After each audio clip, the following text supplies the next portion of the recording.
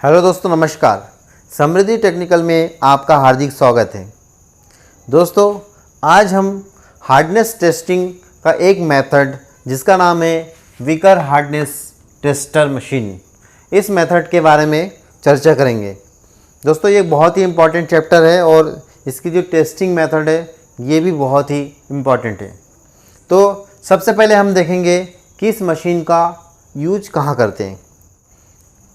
दोस्तों, इस टेस्टर का प्रयोग बहुत ही हार्ड जॉब या टूल के, खास करके टूल के हार्डनिंग टेस्टिंग के लिए इसका प्रयोग किया जाता है। तो दोस्तों, आगे देखिए कि इसका प्रयोग करने का क्या उद्देश्य है, वो कैसे करते हैं। तो मैं आपको सबसे पहले तो मशीन के बनावट के बारे में बता देता हूँ। देखिए, एक मशीन है जिसका ये पूरा बेस है। ये एक स्टार्टर लगा हुआ है जिसमें इलेक्ट्रिकल पैनल लगा हुआ है इसके अंदर, इसको ऑन ऑफ करने के लिए। ये कॉलम है, कॉलम खोखला है और इसके अंदर लोड डालने के लिए व्यवस्था है। 5 केजी से 120 केजी तक के लोड इसमें डाला जाता है और इस लोड को हम इस मैकेनिज़्म के थ्रू डालते हैं। यहाँ पे एक लीवर लगा दिख रहा है, जिस लीवर को हम जैसे ही रिलीज़ करते हैं तो बंदूक की ट्रिगर को जैसे हम दबाते ही उसके अंदर से बंदूक की गोलियां रिलीज़ होती है, इसी प्रकार से जब हम इसको रिलीज़ करते हैं तो इसमें से इस मैकेनिज़्म के थ्रू एक भार स्पिंडल में आता है और वो जॉब के ऊपर जाके गिरती है। यहाँ से जब हम इसको यूज करते हैं, ये इंटेटर लगा हुआ है और ये डायमंड का इंटेटर है और ये पिरामिड आकार के हैं। तो आप सबको मालूम होगा कि पिरामिड कैसे होता है। आपने मिस्र की पिरामिड के बारे में बहुत पढ़ा होगा। पिरामिड कुछ इस टाइप से होता है।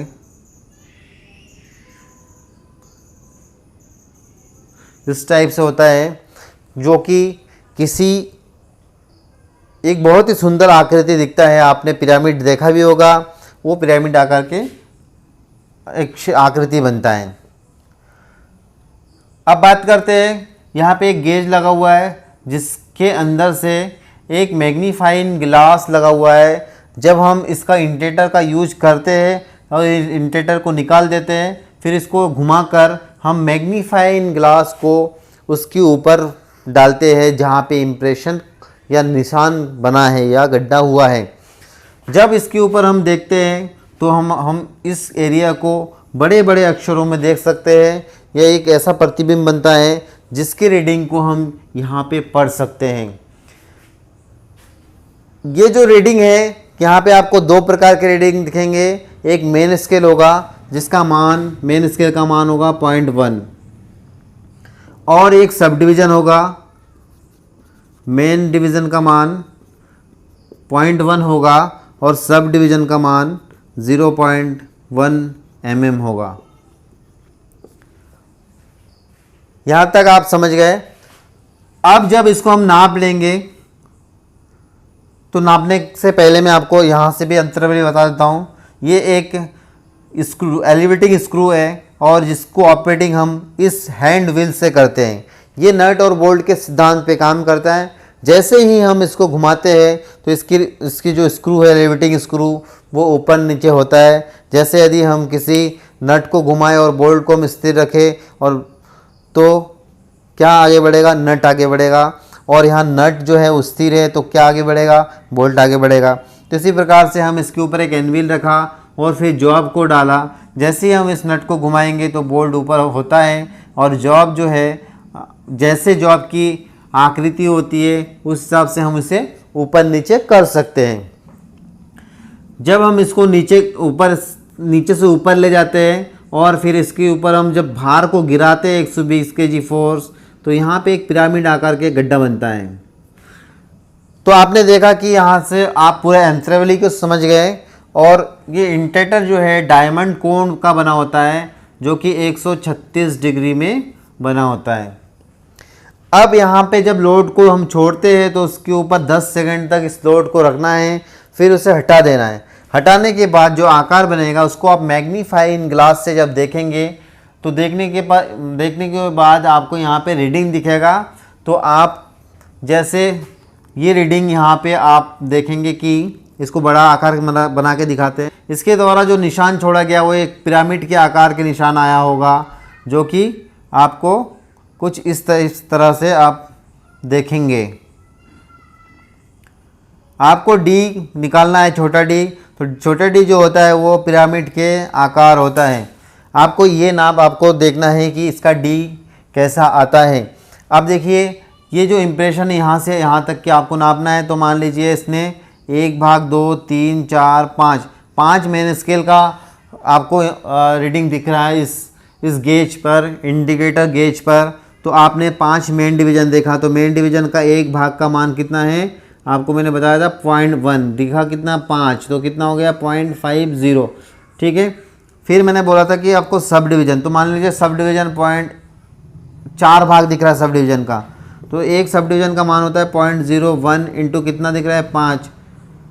ठीक है, 5 की जगह 4 कर देते हैं, 4 दिख रहा है तो हो जाएगा 0.04। तो कितना मान आ गया 0.54। तो दोस्तों ये 0.5 जो है ये क्या आया आपको डी, मतलब ये इंडिकेटर के द्वारा जो मार्क या इम्प्रेशन बना था उसका जो मान है वो आपको डी मिला है 0.54। अब हम इसमें एक फॉर्मूला लगाएंगे, उस फॉर्मूला को लगाकर हम इसे सॉल्व करेंगे।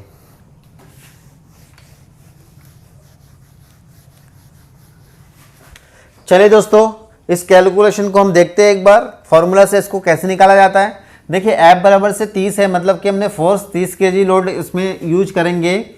अब यहाँ पे अब आपको लगाना है 2 और F मतलब 30 और साइन थीटा का मान जो है, साइन और थीटा का मान आपके पास जो टूल है डायमंड का वो बटे 2 और पूरे को आपको बटे में करना है। तो आपने यहाँ पे कर दिया इंटू 60 इंटू साइन और 136 को आधा कर दिया तो कितना हो गया 68, साइन 68 हो गया और D2 का स्क्वायर। अब यहाँ आपने 60 कर दिया और साइन 68 का मान आपको लेना है। तो साइन 68 का मान कितना आ जाता है दोस्तों 0.92 आ जाता है। और यहाँ डी स्क्वायर, तो डी स्क्वायर मैंने आपको निकाल के दिखाया था 0.54 आया था। कहाँ से दोस्तों, ये जो पिरामिड आपको मेज़र करके मैंने दिखाया था कि यहाँ मान आपको मेन स्केल का और सब डिवीज़न के मान को लेकर मैंने दिखाया था। तो आपने देखा था कि ये 54 का स्क्वायर था। ठीक है, तो इसको जब आप मल्टीप्लाई करते हैं तो आपको यहाँ प्राप्त होता है 60.92 और यहाँ पे 0.29 ये आपको प्राप्त होता है। जब आप इसको गुणा कर देंगे तो आपको मिलेगा